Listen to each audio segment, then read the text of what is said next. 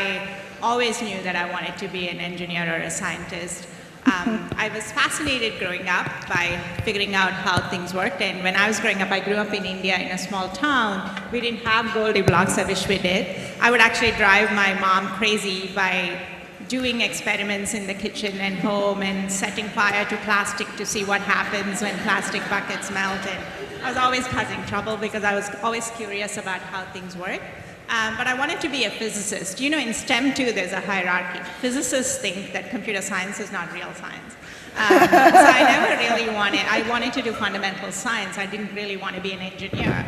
I wanted to be a physicist, and I wanted to really be in space and exploring what's out there beyond our own planet.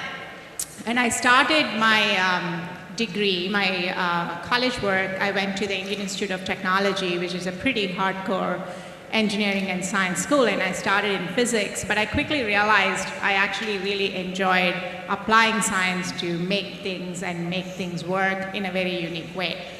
So I graduated with chemical engineering degree, and I came to the US to go to graduate school. I went to Cornell University, and I'm a big believer in immigration reform because I came on a student visa into this country. And I always tell the story, I came to the US with $100 and a one-way ticket.